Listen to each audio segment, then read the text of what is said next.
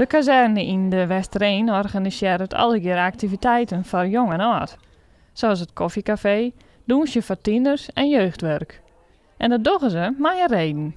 Vooral dat het dorpsleven, dat daar meer kleur in komt. Dus we richten ons vooral op de eenzaamheid, verbinding, neem elkaar mee.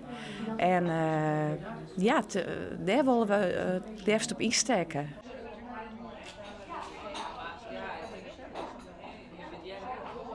Sinds we dus daarmee bezig zijn om daar actief in te worden, dat is juist het ek. Hier op een gegeven moment komen je mensen, die worden meegenomen en juist verhalen. En denk je van ja, inderdaad, dat is toch volle meer dan dat ik zelf dacht hier. Maar dat moest eerst wel zelf geen zien. En de blaadjes die kun je ook inkleuren. Eén keer in de maand bij de koffieochtend, bij het koffiecafé, hebben we een workshop. En nu hebben we handletteren. Dat is juist, de ouderen vinden dat iets lastiger. Maar het zit trouwens ook ouderen, ja, vind ik heel knap.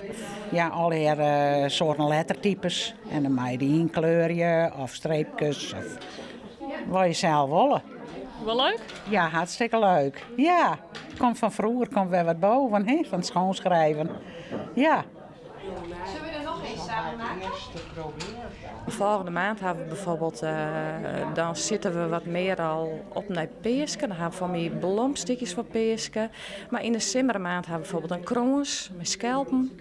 Dus ik heel gevarieerd en we proberen die echt daar weer in te steken op jong en oud. Zodat ik jong en oud ook wat treffen.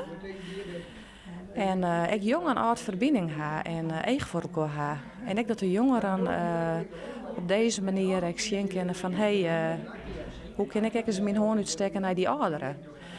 En dat is ook heel leuk om te zien. Ik vooral bij de workshops hier staat. Want ik door de hippere workshops komen die jongeren, maar ontmoeten dus weer de ouderen. Ik kreeg een heel leuk geheel.